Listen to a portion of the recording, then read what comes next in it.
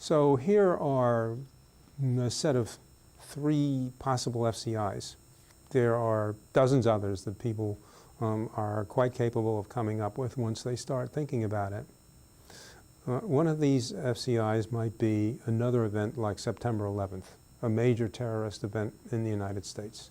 A second might be phrased as follows. There comes a moment when the people of the United States really decide that they do not support free trade. And as a result, the Congress of the United States actually enacts laws that fundamentally depart from the free trade regime that we have followed since the end of World War II.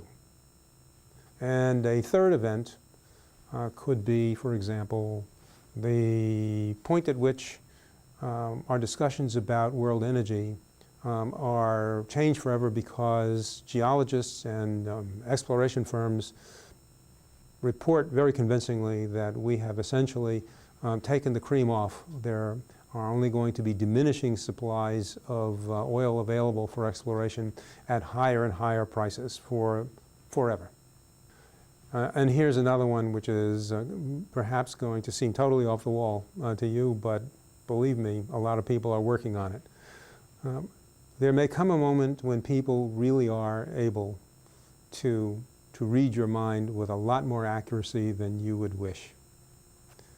There's plenty of money going into research to try to track the way in which the brain is operating under various circumstances, and the knowledge that's coming out of that is getting more and more particular and shows exactly where, for example, shoppers are reacting to the way in which the stores display their goods and post their prices.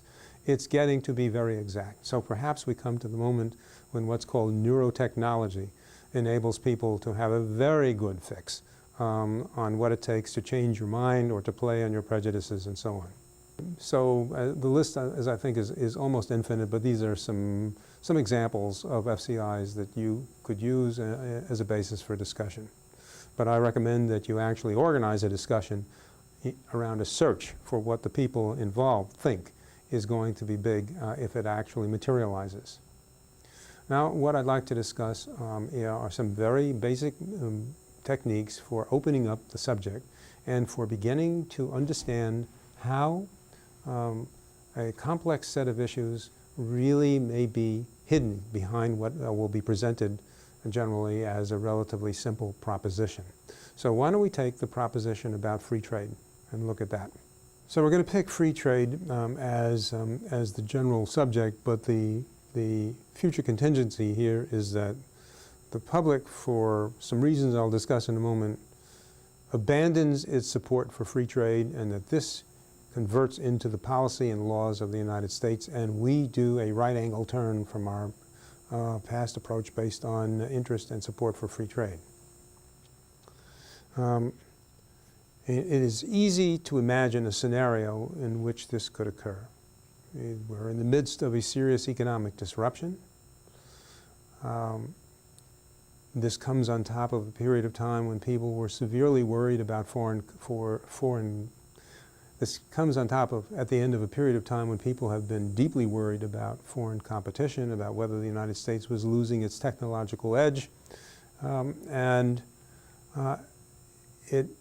It is at the beginning of a period of time when a great deal of money is going to be devoted for specific purposes that could bring in foreign competition, for example, reconstruction of infrastructure.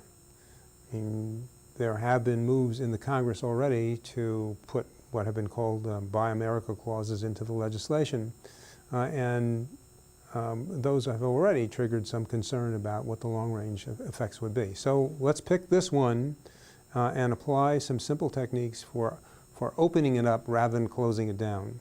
The really bad tendency that we've developed is to go for the jugular in these discussions.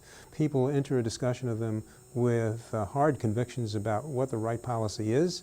They don't spend much time talking about what happens which way, depending upon which way you go or what is happening.